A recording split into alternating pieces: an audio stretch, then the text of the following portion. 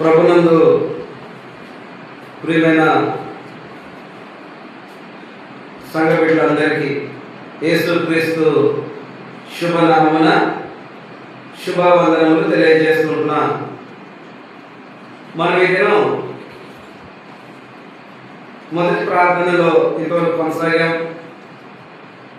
పాటలు పాడుకోవడానికి దేవుడు సహాయపడ్డాడు.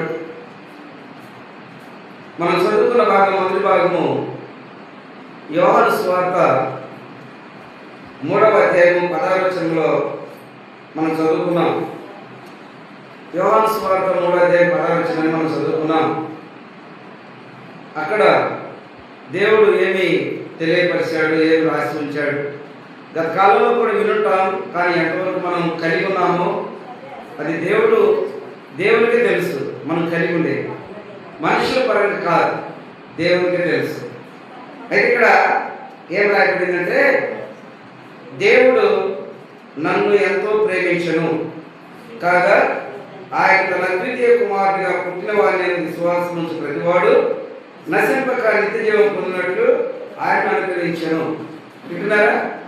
ఈ నశించుట అన్నది ఎప్పటి నుంచి అంటే, మన పితరుడు ఆదాము దేవుని యొక్క మాటను మీరి శాపానికి పాపానికి ఎప్పుడైతే బానిస అయ్యాడో అప్పుడు ఆయన చుట్టూ నాశనము ఉన్నది.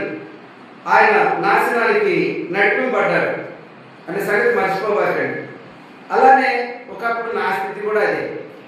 అందుకే దేవుడు నన్ను ప్రేమించాడు.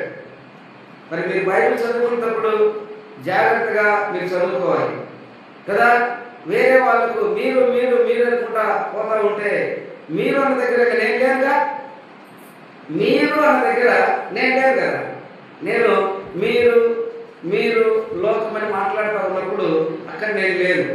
అయితే నేను ఉండాలంటే ఏం చేయాలా? ఇక్కడ ఏం రాయబడింది? దేవుడు నన్ను ఎంతో ప్రేమించాడు. దేవుడు లోకంలో ఉన్న నన్ను ఎంతో ప్రేమించను. ఎందుకు ఆయన ప్రేమించాడు? ఆయన ప్రేమ నా పట్ల ఏమి కలిగిస్తా వచ్చింది? ఆయన ప్రేమకు నా పట్ల ఉన్నటువంటి ప్రత్యేకత ఏందో ఈరోజు మనం ఇక్కడ ధ్యానం చేద్దాం. ఏం రాస్తాడంటే, ఆయన తన అద్వితీయ కుమారుడిగా, అద్వితీయంగా మొదటిది ఒకటి, అద్వితీయంగా మొదటిది ఒక్కటే, అద్వితీయ కుమారుడు కదా. అద్వితీయ కుమారుడిగా పుట్టిన వారి విశ్వాసం ఉంచువాడు. అద్వితీయ అంటే ఒక్కడు, ఒకటి, మొదటిది. దానికి యోహాను సువార్త 17వ అధ్యాయం 3వ వచనం రాయబడింది. అద్వితీయ సత్యదేవుడు అయిన నిన్నును నువ్వు పంపిన యేసుక్రీస్తును ఎరుగుటే నిత్య జీవము. అంటే నిత్య నాశనమునకు వెళుతున్న నన్ను నిత్య జీవమునకు పాత్రగా ఎంచాడు. అర్థమవుతుందా? నశించిపోయే నాకు జీవాన్ని ఇచ్చాడు. నశించిపోయే నాకు జీవాన్ని ఇచ్చాడు. ఎలాగో తండ్రి దేవుడు ప్రభు యేసుక్రీస్తు వారిని భూలోకానికి పంపించాడు అని నా హృదయం నేను విశ్వసించాను. ఆయనను ప్రేమించాడని వాక్యం ద్వారా తెలుసుకున్నాను, వాక్యం ద్వారా గ్రహించాను. ఆయన నన్ను ప్రేమించాడు. ఏ స్థితిలో నన్ను ప్రేమించాడో తెలిసిన? ఒకటి, మన పితరుల వలె ఆత్మతిక్రమం పాపం చేసిన ఇది అంటే పాపిగా ఉన్న నన్ను ఆయన ప్రేమించాడు. రోమా 5లో మనం చూస్తాం. ఎలా ఉంటే నన్ను ఆయన ప్రేమించాడు? పాపిగా ఉంటే నన్ను ప్రేమించాడు. తర్వాత ఎలా ప్రేమించాడు? నేను శత్రువుగా ఉన్నాను. యెషయా గ్రంథం 1వ అధ్యాయం 2వ వచనము, యాకోబు పత్రిక 4వ అధ్యాయములో ఉన్న మాటల ప్రకారంగా శత్రువుగా ఉన్న నన్ను ఆయన ప్రేమించాడు. మూడవదిగా ఆయనకి ఎప్పుడు ప్రేమించాడంటే, బలహీనంగా భక్తిహీనంగా ఉన్న నన్ను ఆయన ప్రేమించాడు. పాపము చేత శత్రువయ్యాను. ఈ శత్రుత్వము భక్తిహీనతను కలిగించి ఆ స్థితిలో ఆయన నన్ను ప్రేమించాడు. ప్రేమించి ఏం చేశాడంటే, ఆయన తన కుమారుని, చదవండి రోమా 5:8, దేవుడు నా ఎడల తన ప్రేమను వెల్లడిపరిచాడు. ఎట్లనగా నేను ఇంకను పాపినై ఉండగానే, పాపినై నన్ను ఆయన ప్రేమించాడని ఈ వాక్య ప్రకారంగా నేను గ్రహించాను. మీరు గ్రహించున్నారా? మీరు విన్నారు, మీరు గ్రహించారా? అయితే ఇప్పటి నుండి ఎలా జీవించాలంటే పాపిగా జీవించకూడదు. ఆ తర్వాత రాస్తాడు, ఆయన కుమారుని రక్తము ద్వారా నీతిమంతునిగా ఆయన నన్ను తీర్చెను. కాబట్టి ఎవరైతే పాపాన్ని ఒప్పుకున్నారో వారిక నీతిమంతునిగా జీవించాల్సిందే కానీ మరలా పాపానికి బానిసగా జీవించకూడదు. ఒకవేళ ఎవరైనా నీతిమంతులుగా జీవించాలని తీర్మానం చేసి ప్రభు యేసుక్రీస్తు వారిని స్వరక్షకుడుగా అంగీకరించి అద్వితీయ సత్యదేవుడైన యేసుక్రీస్తును సంపూర్ణంగా ఎవరైతే అంగీకరించినారో, ఎవరైతే ప్రేమిస్తున్నారో, ఎవరైతే నమ్ముకున్నారో వారు మరలా ఎప్పటికీ కదా పాపానికి బానిసలు కాకూడదు. వారు ఏ సంఖ్యలో ఉన్నారంటే నీతిమంతుల సంఖ్యలో ఉన్నారు. మతంలో కాదు, లోకంలో కాదు, కులంలో కాదు, సమాజంలో కాదు, లోకానుసారమైనటువంటి స్థితిలో కాదు. వారు ఎలా ఉంటారు అంటే నీతిమంతుల సంఖ్యలో ఉన్నారు. కాబట్టి ఇక్కడ ఉన్నవారు నీతిమంతుల సంఖ్యలో, అంటే మార్పు చెంది చాలా దినాలైంది, ఇంకా నీతిమంతుల సంఖ్యలో లేదు అంటే ఇంకా మీ మార్పు, మీ క్షమాపణ, మీ యొక్క నిర్ణయము, మీ తీర్మానం ఇక అది దేవుని ఏర్పాటే కానీ మనుషులు మీకు ఏమి చెప్పడానికి అవకాశాలు ఉండవు. ఇంకా దేవుడి ఏర్పాటే. అంటే ఏంటి దేవుడి ఏర్పాటు? మనం నష్టపోయేది కాక దేవుడి ఏర్పాటు, మనం రక్షింపబడేది దేవుడి ఏర్పాటు. ఈరోజు మనం ఎక్కడున్నాము? ఆయన రక్షణ ప్రకటించాడు, ఆయన కుమారుని పంపించాడు, ఆయన కుమారుని మరణానికి అప్పగించాడు, ఆయన కుమారుడు కాచిన రక్తంతో భూమి మీద అనేక మంది విశ్వసించిన వారందరూ నీతిమంతులయ్యారు. అయితే ఈనాడు ఇక్కడ చేరిన వారు, విశ్వసించినానన్నవారు, నమ్ముకున్నానన్నవారు, ఎరిగినానన్నవారు ఏ సంఖ్యలో ఉన్నారు అది మనం గుర్తించాలి. ఏ సంఖ్యలో ఉన్నాము గుర్తించాలి జాగ్రత్తగా. ప్రభునందు ప్రియమైన వారు ఏ ఒక్కరు కూడా ఎంత మాత్రము అనాలోచనగా ఉండకూడదు, అది గుర్తించండి. ఖచ్చితంగా ప్రతి ఒక్కరూ నువ్వెవరు అనేది ఎరిగి ఉండాలి. నువ్వెవరు అనేది ఎరిగి ఉండాలి. మన పితరుడు యేసేపు దేవుని భయభక్తులు కలిగి ఉండి నేను దేవుని బిడ్డను అని గుర్తించి దేవుని బిడ్డగా తన జీవితం అంతా కొనసాగించాడు. ఈ ఆలోచన వింటున్న సహోదరి కావచ్చు, సహోదరుడు కావచ్చు, ఎవరైనా సరే దేవుడు నీకు ఇచ్చిన నిర్ణయం నుంచి ఎందుకు కోల్పోతున్నావు, ఎందుకు కోల్పోయావు, ఎందుకు పడిపోయావు, ఎందుకు వెనుదిరిగావు ఒకసారి ఆలోచించాలి కదా. పడిపోవడానికి, సోలిపోవడానికి, ఎదురడానికి కాదు నువ్వు చేసిన నిర్ణయం దేవుడి ఏర్పాటు. నిలబడి, స్థిరపడి, బలపడి, ఫలించి, వర్ధిల్లి నిరంతరము నిత్య జీవితంలో ప్రవేశించడానికి అన్న సంగతిని చాలా మందికి జ్ఞాపకం లేదు. చాలా మంది మర్చిపోయి ఉన్నారు. యేసేపు తన జీవితాన్ని నీతిమంతుడిగా, పవిత్రుడిగా కాపాడుకుంటూ వెళ్ళాడు. ఇక్కడ ఆరాధించడానికి వచ్చిన, ఇక్కడ చేరినటువంటి మనందరిలో కూడా అలాంటి నిర్ణయం లేకపోతే ఇంకా నీవు పాపానికి బానిసవైతే పాపానికి వచ్చి జీతమైంది మరణం.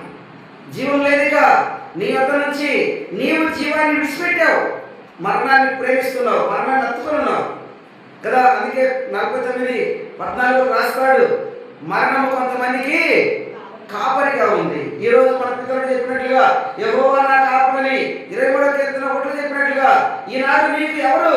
నీతిమంతుల కాపరి యెహోవా. భక్తిహీనుల పాపానికి కాపరి అపవాది మరణం. ఎవరి కాపుదల్లో ఉన్నావు ప్రియమైన వారులారా? ఇక్కడ చేరిన వారు ఎవరి కాపుదల్లో ఉన్నారు? సరే ఆలోచన చేయండి జాగ్రత్తగా. ఆలోచన లేకపోతే బలహీనురాలు నీవే అవుతావు. నువ్వెవరిని ఏం చేయలేదు.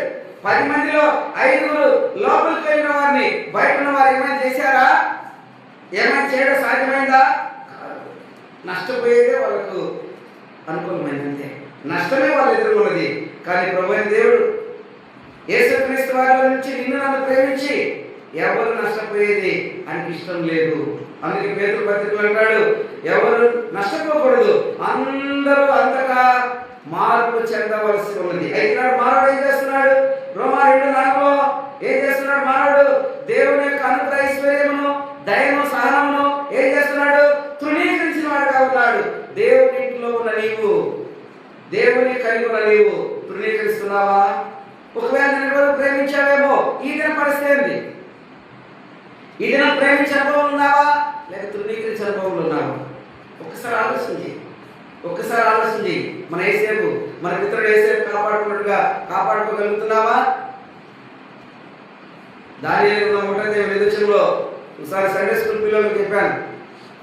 దానియేలు గ్రంథం 1:8 ఒక మాట తెలిసిన, రాజు భోజనము పానము చేసి నన్ను నేను అపవిత్రపరుచుకున్నట్టు కంటే అది మేలు కాదు, క్షేమం కాదని చెప్పి దానియేలు తన జీవితాన్ని చక్కగా కాపాడుకున్నాడు, పవిత్రంగా కాపాడుకున్నాడు.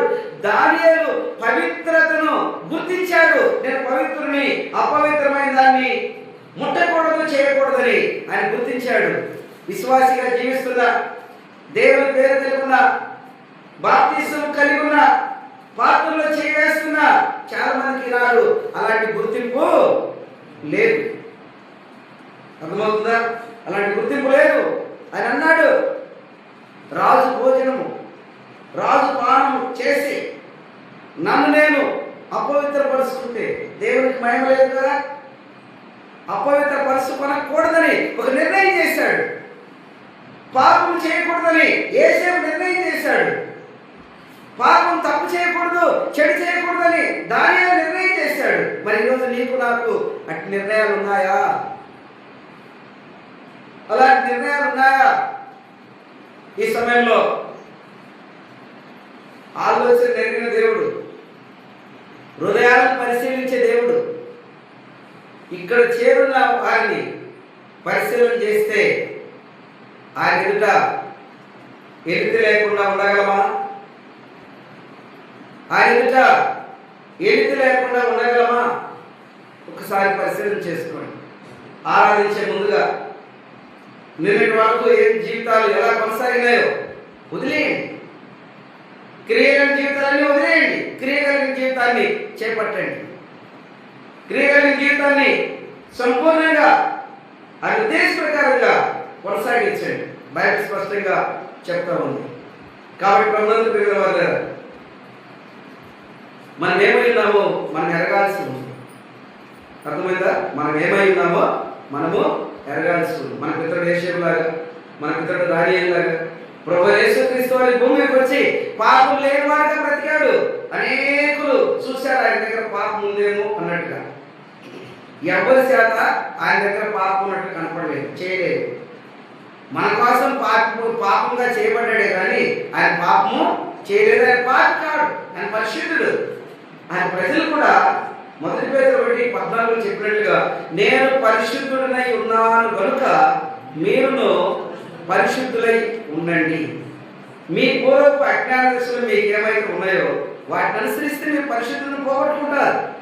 కాబట్టి వాటిని అనుసరింపక సమస్త ప్రవర్తనలో పరిశుద్ధులై ఉండండి అని స్పష్టంగా రాయబడింది. ఈ విషయాన్ని జాగ్రత్తగా గమనించాలని ప్రభు పేర మనవి చేస్తున్నాం. ప్రతి ఒక్కరు గుర్తించండి, ప్రతి ఒక్కరు కూడా. అర్థమవుతుందా? మనల్ని ప్రేమించిన దేవుడు పరిశుద్ధుడు. ఏ స్థితిలో ప్రేమించాడు మనల్ని? పాపులుగా ఉన్నాం, శత్రువులుగా ఉన్నాం, బలహీనులుగా, భక్తిహీనులుగా ఉన్నాం. అలాంటి వారి మీద మనల్ని ఆయన ప్రేమించాడు. పాపాన్ని ఎప్పుడైతే విడిచిపెడతామో అప్పుడు నీతి ఏమిటో అర్థమవుతుంది, నిజమేమిటో అర్థమవుతుంది. ఈ పాపం అంట అర్థం కాకుండా అన్నిటికీ అడ్డం ఉంటుందంట. అర్థం కానివ్వదు. అర్థమవుతుందా? అర్థం కానివ్వదు. అలాంటి స్థితి గుర్తుపెట్టుకోండి, అలాంటి స్థితి. ఈ విషయాల్లో ఎవరు కూడా జాగ్రత్తగా గమనించండి. మనం చదువుకున్నాం యోహాను సువార్త 3వ అధ్యాయంలో కదా. యోహాను సువార్త 3వ అధ్యాయంలో మనం చదువుకున్నాం 16వ వచనం. దేవుడు నన్ను ఎంతో ప్రేమించాడు అన్న భావం, అన్న ఆలోచన, అన్న నిజ జీవితం ఉందా ఇక్కడ చేరిన వారికి? చేత మనకుందా? దేవుడు నన్ను ఎంతో ప్రేమించాడు. మనం ఏం చేస్తామని చూడండి. ఏం చేస్తాయని మనల్ని ప్రేమించాడు తీద్దాం. మొదటి యోహాను పత్రిక తీయండి, 3వ అధ్యాయం. మొదటి యోహాను పత్రిక 3వ అధ్యాయం 1 నుండి 1-2 జాగ్రత్త విన్నారా? నేను దేవుని బిడ్డలని నిజంగా నీవు దేవుని కుమారుడుగా పిలువబడాలంటే పాపిగా ఉంటే, శత్రువుగా ఉంటే, భక్తిహీనుడిగా ఉంటే నీవు విశ్వాసి కూడా తగవు. దేవుని బిడ్డ కదా, విశ్వాసం అనిపించుకోవడానికి మీకు తెలుసు కదా, చాలా మంది తెలియలేకుండా సహోదరులు సహోదరులు అంటాం, తర్వాత అయ్యగారు అయ్యగారు అంటే అంతా మోస్తరమైన నడవడికలు. సహోదరుడి కూడా ఎప్పుడు కావు. ప్రియుడు ఎక్కడ, సహోదరుడు అసలు ఎక్కడ? అయ్యగారు ఏదో ఏ రూట్లో పాపిగా జీవిస్తున్నావు, శత్రువుగా బ్రతుకుతున్నావు, భక్తిహీనతో అనేకులకు భక్తిహీనతను చూపిస్తున్నావు, దేవునికి అవమానం తెస్తున్నావు. దానియేలు తాను సఖ్యపరుడు ద్వారా ఆ సమయంలో అలాంటి యవనస్తులు ఎంతో మందికి ఆయన మాదిరిగా ఉన్నాడు. మరి నాడు నీవు నేను ఒక్క మనిషి కన్నా మాదిరిగా ఉన్నావా? మన పితరుడు యేసేపు ఎంతమందికి మాదిరిగా ఉన్నాడు, ఎంతో మంచి పాలన చేశాడు కదా, పాలన చేశాడు. లేఖనములు సెలక్షన్ ప్రకారంగా, ద్వితీయోపదేశకాండములు సెలక్షన్ ప్రకారంగా ఆయన ఐగుప్తు దేశం అంతట్లో ఏమయ్యాడు? బహుగా హెచ్చింపడ్డాడు. బహుగా హెచ్చించాడు దేవుడు ఆయన. ఎంతో మందికి మాదిరిగా ఉన్నాడు. గుర్తుపెట్టుకోండి, ఈరోజు ఇంటూ నీ వాక్య ప్రకారంగా నీ జీవితంలో మార్పు లేకపోతే ఇక్కడి నుంచే ఈ వాక్య ప్రకారం ప్రయత్నం చేయి. దేవుడు కృప చూపుతాడు. ఆయన కృప చూపేవాడే కానీ కక్ష బయలుపరిచి నీ పైన కక్ష చూపేవాడు కాదు. నీ పైన నా పైన ప్రేమ చూపుతున్నాడు. ప్రేమతోనే తన ప్రాణాన్ని పెట్టాడు. ఇక్కడ రాస్తాడు యోహాను పత్రికలో, నేను దేవుని బిడ్డలని పిలువబడినట్లు తండ్రి నాకెట్టి ప్రేమను అనుగ్రహించిన చూపిస్తా. చూడుడే రాయబడింది, చూపిస్తా. నన్ను ప్రేమించిన వారినే కాదు నేను ప్రేమించాల్సి ఉంది. నన్ను ద్వేషించిన వారి సైతం నేను ప్రేమించాల్సి ఉంది. అర్థమవుతుందా? నన్ను ద్వేషించిన వారి సైతం నేను ప్రేమించాలి. ఎందుకంటే ఒకప్పుడు నేను దేవుని ద్వేషించిన వాడిని, దేవుడు నన్ను ప్రేమించాడు. అర్థమవుతుందా? ఒకసారి ఒక సేవకుడు, చాలా గొప్ప మంచి సేవకుడు, ఇశ్రాయేలు అని అంటారు ఆయన. నువ్వు ప్రార్థన చేస్తే దయ్యాలు పోయాయి, నేను అంతరం వేస్తే దయ్యాలు పోయాయి, ఆయనతో వాదించిన వాడిని. నీకు నాకు, నీ దేవునికి నాకు ఏం తక్కువైంది అంటే, నేను ఆ దినంలో నేను వేస్తున్న అంతరాల ద్వారా దయ్యాలు పోతా ఉంటే మీరు దేవుని నమ్ముకొని అలా చేస్తున్నారు, నేను నమ్మకపోయినా నా మంత్రాలతో నేను ఇలా చేస్తున్నానని చెప్పి ఎదురు మాట్లాడేవాడిని. బాగా గుర్తు. ఆఖరిలో చాలాసార్లు ఆయన, నేను దేవుని నమ్ముకున్న తర్వాత ఆంధ్రాకి వచ్చిన తర్వాత మనం కనపడ్డప్పుడల్లా వాటేసుకుంటాడు ఎక్కడ కనపడితే అక్కడ. అంటే ఆయనతో వాదమాడినాను కదా, ఎక్కడన్నా కనపడి, ఎంత సభలో కూడా కనపడి అంత అత్తుకుంటాడు నన్ను. దేవుని నమ్ముకున్నవాడు అంత దేవుని కృప బయలుపరచబడి, అంత దేవుని కృప గుర్తించడానికి దేవుడు అవకాశం ఇచ్చి ఈరోజు ఇక్కడ మీ ఎదురు నిలబెట్టాడు. అర్థమైందా? ఏం రాశారు ఇక్కడ? దేవుడు నన్ను తన పిల్లవానిగా, తన వానిగా పిలువబడే విధంగా తండ్రి నాకు ఎట్టి ప్రేమను అనుగ్రహించాడు, చూపిస్తాను. ఇది ఇక్కడ చేరిన ప్రతి ఒక్కరు ఎరగాలి. నువ్వు చేస్తా ఉంటే ఇతరులు చూస్తారు, నువ్వు నడుస్తూ ఉంటే ఇతరులు చూస్తారు. నీ మాటలను బట్టి, నీ నడవడికను బట్టి, నీ ప్రవర్తనను బట్టి, నువ్వు చేస్తున్న పనిని బట్టి నిన్ను అనేకులు చూస్తారు. నువ్వు చేస్తే చూస్తారు. అర్థమవుతుందా? నువ్వు చేస్తే చూస్తారు. ఇక్కడ రాయబడిన మాట జాగ్రత్త గుర్తించాడు. తర్వాత ఏలైనగా అది ఆయనను, అంటే చూస్తున్న పై మాట, మనము లేక నేను దేవుని పిల్లలమే, ఈ 7% లోకం మనల్ని ఎరగదు. సత్యాన్ని అసత్యం ఎప్పుడు కూడా ఒప్పుకోదు, నిజాన్ని అబద్ధము ఎప్పుడు ఒప్పుకోదు. అది అబద్ధమే, నిజాన్ని ఒప్పుకోదు. అందుకే దేవుని పిల్లల ప్రత్యేకతను గురించి ఇక్కడ రాస్తూ యోహాను సువార్త 17లో ప్రభువైన యేసుక్రీస్తు వారు చెప్పాడు, లోకము తన వారిని ప్రేమిస్తుంది, లోకం మిమ్మును ద్వేషిస్తుంది. చూడండి, లోకము తన వారిని ప్రేమిస్తుంది, లోకం మిమ్మును ద్వేషిస్తుంది. ఎందుకు తెలిసిన? నేను మిమ్మల్ని ప్రేమిస్తున్నాను కనుక. ఎందుకంటే లోకం నన్ను ఎరగదు కనుక, మిమ్మును కూడా ఎరగదు, అందుకే మిమ్మల్ని ద్వేషిస్తుంది. కాబట్టి ప్రధాన ప్రియుల వాళ్ళారా, ఇక్కడ మనం చూస్తున్నాం అది ఆయన ఎరగలేదు. ప్రియులారా, ఇప్పుడు మనం దేవుని పిల్లలమై ఉన్నాము. మనం ఇక ఏమవుదామో అది ఇంకా ప్రత్యక్షపరచబడలేదు. కానీ ఆయన ప్రత్యక్షమైనప్పుడు ఆయన ఉన్నట్టుగానే ఆయనను చూతుము. చదువుకుంటే కుదరదు. ఎవరు చూసేది? ఎవరు చూస్తారు? ఎలాంటి వారు చూస్తారు? కీర్తన 11:7 రెండోలేను. కీర్తన 11 రెండోలేను. కీర్తన 11:7 రెండోలేను. యథార్థవంతులు కొరింథీయుల పౌలు అంటాడు, అనేకులు ఆయన చూసి గుండెలు బాదుకుంటారు అంటాడు. ఒకసారి ఏ టైంలో ఆయన వచ్చినప్పుడు ఎవరు గుండెలు బాదుకుంటారు? ఎవరైతే పాపులుగా నిలిచిపోతారో, ఎవరైతే వారి జీవితం శత్రువులుగా కొనసాగిస్తారో, ఎవరైతే భక్తి అనేది అనకుండా భక్తిహీనత బలహీనతలు ఉంటారో వారిని వచ్చి బైబిల్ చెప్తుంది. కానీ నీవు ఆ స్థాయికి వెళ్ళవు. నీవు ఆయన ఎదుర్కొంటావు, నువ్వు ఆయన ఎదురు నిలబడతావు. ఎవరు నువ్వంటే క్రీస్తు యేసు రక్తం చేత నీతిమంతులుగా తీర్చబడి తమ జీవితాన్ని తమ పితరుల వలె దేవుడిచ్చిన ఆజ్ఞల ప్రకారం పరిశుద్ధంగా తమను తాము సమస్త ప్రవర్తనలో పరిశుద్ధులుగా తమను తాము ఎవరైతే కాపాడుకుంటారో, కట్టుకుంటారో. ఇప్పుడు మనం ఇద్దరిని చూసాం. ఎవరెవరు? యేసేపును చూసాం మన పితరులు. రెండవది దానియేలును చూశాం. వాళ్ళు ఎంతగా వారిని బట్టి వారు ఎంతమందికి మారుకున్నారు వారి జీవితాలు. అలానే నీ నా జీవితాన్ని గురించి కూడా ఇక్కడ చెప్తున్నాడు. ఏమన్నాడు? ఆయన ఉన్నట్టుగానే ఆయనను చూతుము గనుక ఆయన పోలి ఉందమని ఎరుగుదుము. ఆయన పోలి ఉంటారంట, ఆయన ఉన్నట్టుగా చూస్తారంట. యథార్థవంతులు ఆయన ముఖ దర్శనం చేస్తారు.